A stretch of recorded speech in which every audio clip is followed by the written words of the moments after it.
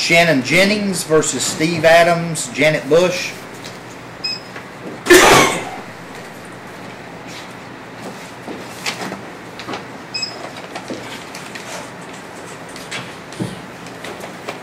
Are you Miss Jennings? I'm Miss Bush. Miss Bush, okay. What's your name? Shannon Jennings. Shannon Jennings, okay.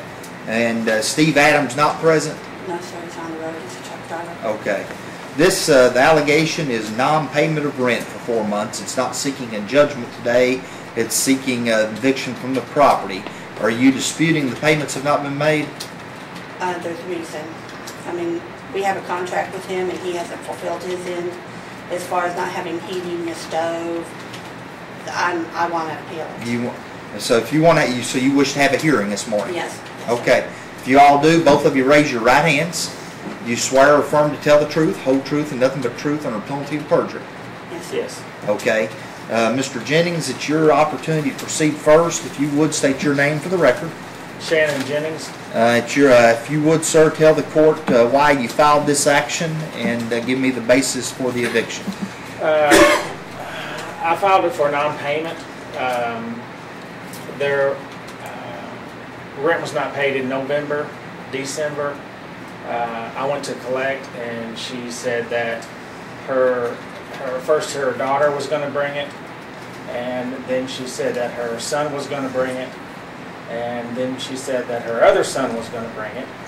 And so December 4th came around. I gave her a notice of eviction, and still she said, I'll pay, and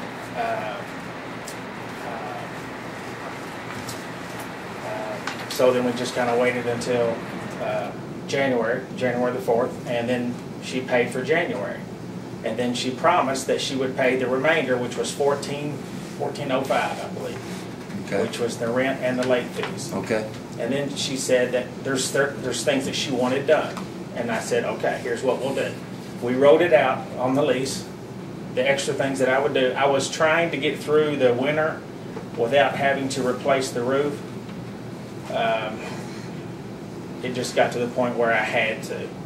And I think it was January maybe the 10th or the 16th, I replaced the roof and put a new storm door on the front just to, just in case, because I could tell that the front storm door was, the bottom bracket was kind of swung out. Okay. And it would allow water to come underneath. And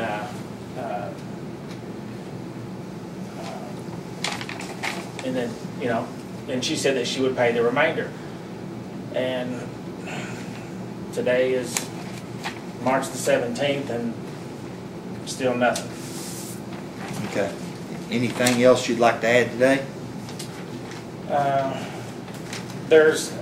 I told her that I would replace the floor in the kitchen, and that was a big thing for her. There's not a hole in the floor. The linoleum is torn. Okay. And that's it. Okay. So the last payment received is January? Yes. Okay. Ma'am, I've sworn you in. If you would, state your name for the record. Janet Bush. If you would, tell the court what you'd like the court to know today. We moved in on May 17th of last year, 16th. And when we moved in, the walls had not been painted. I asked Mr. Jennings, do you mind if I paint? He said, that's not a problem. The reason I wanted to paint because there were these little brown dots on the walls. The walls were painted, some of them, a yellow color, some of them an off-white color. And I come to find out that the brown spots all over the wall were from roaches. There's been a continual roach problem there. It was there before we got there. He had a guy come out and spray. We were told that this has been an ongoing thing. We moved in, the linoleum is not just a little tear. I had to cover it with a rug in the living room. But when you walked in the front door, the floor sunk because of this problem with the door and water running in it.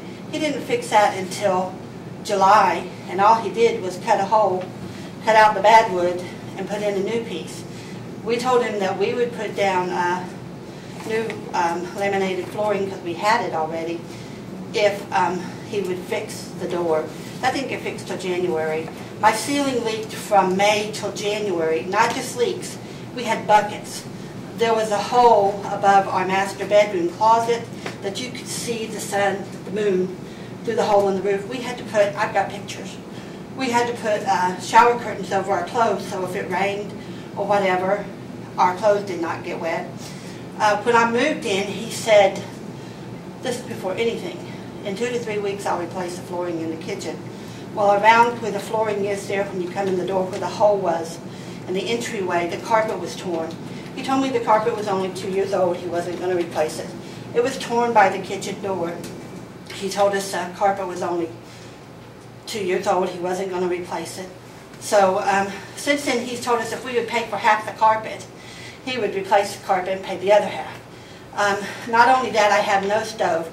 I have one burner on a stove. I'd like to show you this picture, the roaches in the clock of the stove that are still there. I'm very nervous, I'm sorry. That's okay.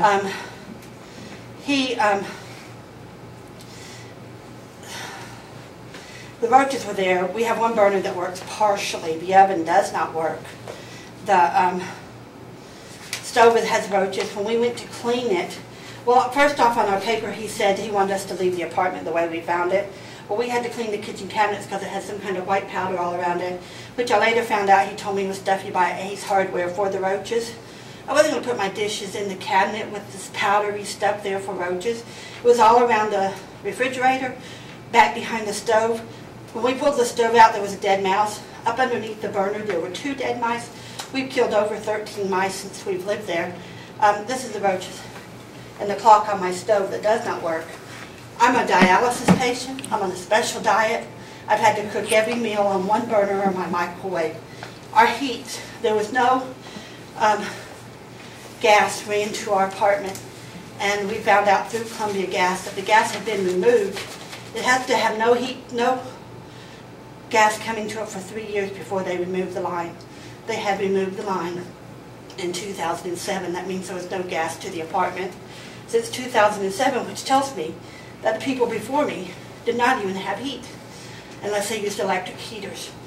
So we had Columbia Gas run the line. They came out.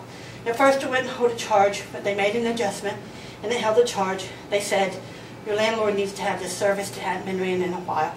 We told him this. It blew out lukewarm air. Now it blows out cool air. I've had the gas turned off. I've gotten, in total, of 2 gas bills, almost $400. I've also had to run my electric heat with bills of over $300 a month. I'm paying more for utilities. I've got water faucets leaking.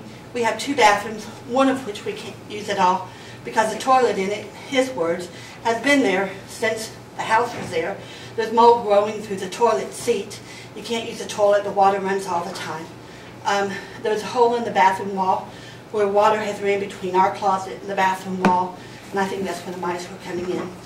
I'm trying to think what else. We have no hot water. If I wash one sink of dishes to put in my dishwasher before I finish that sink of dishes, there's no hot water.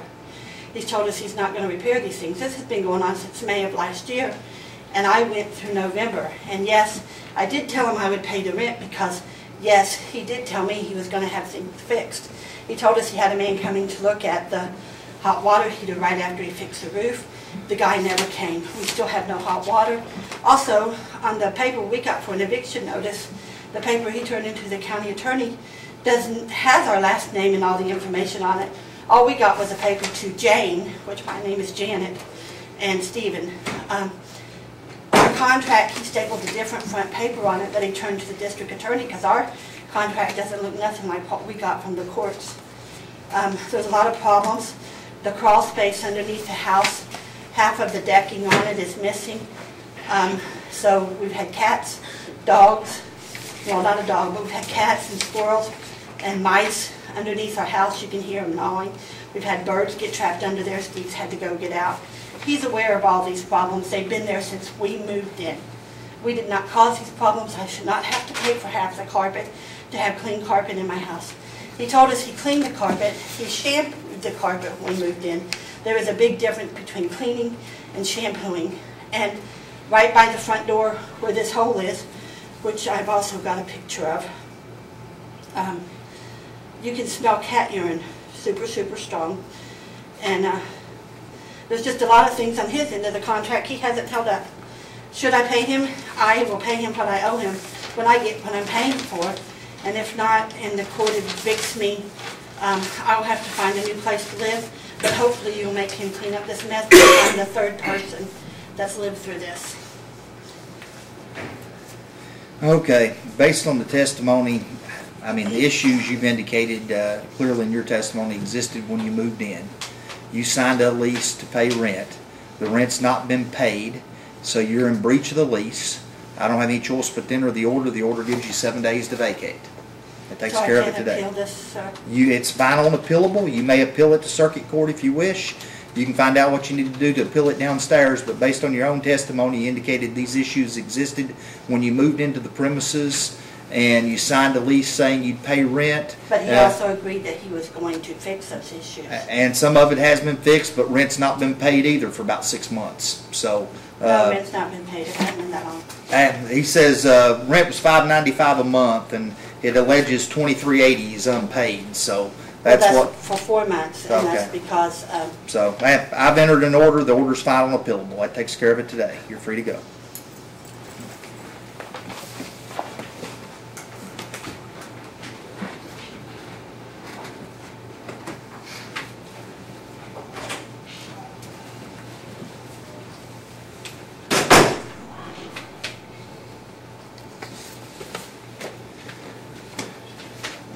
Donald Wayne Pace for